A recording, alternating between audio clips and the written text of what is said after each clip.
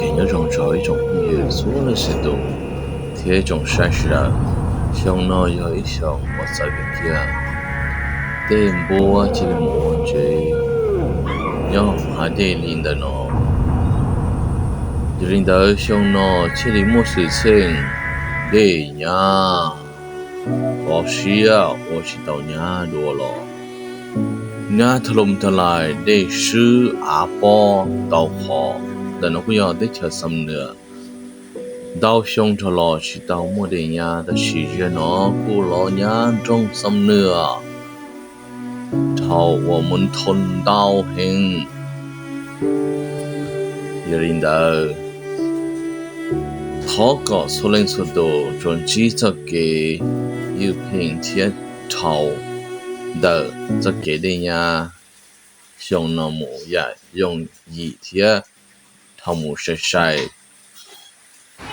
他个那出来出都专机这给，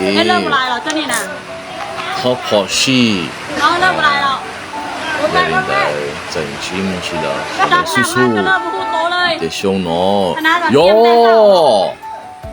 熊ra吃ra了，嘎贝鲁的。cho nên là này khả chỉ lúc ta tỏ lo na hẹn nhà đâu khó ta chỉ nên chỉ bảo nó để cho thái để hiện chữ ta tổng cái tao hẹn cho nên là nó trao lúc để cho nó sắp xuân buồn ngoài chỉ có sẽ cho tiểu ra để cho thái Phuket Surat ประตูน้ำแต่เนาะได้อยู่มงคลดาววัวลัวลีจะได้นอนตื่นตาละนะนี่เกิดจากอาชีสาเหตุที่ต้องเจียงยันแต่เจริญจนาวิทยาศาสตร์เราจะเราค้นคว้าอย่าน้องเชฟวันละเตะปะเตาลิจานะมอนคณะจีนตัวหน้าสำเนือแห่งชอบเราแล้วสิแต่เธอท้ายกูยอเด้งคว้าอย่าจื้อปงเดติเตียประมาณ8กิโลเมตรเดมูลขอว่า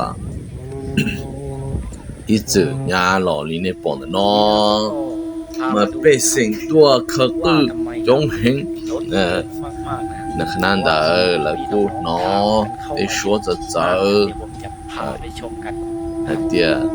จออินจีเป็นสิ่งเดียวจอน้องเจตัวเล็กเจอเนาะน้ำทะเลขึ้นตรงนี้เลยครับเป็นช่องเนี่ยมั่วกันช่วงลมแผ่นดินไหว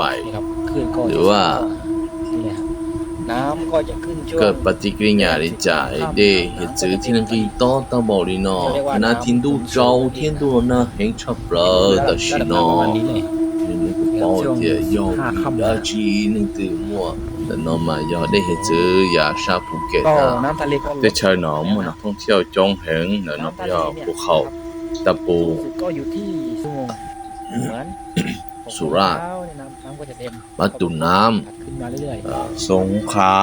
มันได้กงขัวนี่แต่นี่ปอนนอขึ้นน้ำลงมันยังเรียกว่าน้ำหยดถ้าพี่คนไหนเพิ่มเติมได้เพื่อนเห็นแต่ละคลิปทะเลน้ำลดแต่ละจังหวัดไหมมันหลายที่พร้อมกันนะอันนี้ก็ที่จังหวัดสตูลอำเภอละงูปากน้ำนี่ก็น้ำลดลงไปเยอะแล้วก็นี่อีกที่เขาตะปูเคยไปเที่ยวนะตรงเขาตะปูตรงนั้นเราต้องนั่งเรือเลยนะไม่ใช่แห้งแบบนี้นี่ก็น่ากลัวอันนี้ก็ที่สงขลาต้นหยงโปจังหวัดสตูลต้นหยงโปอันนี้ก็น่ากลัวเหมือนกันแล้วก็มีที่ภูเก็ตแล้วก็มีนี่ก็เป็นโอ้ยจะว่าไปแล้วมันเป็นสัญญาณอะไรเนี่ย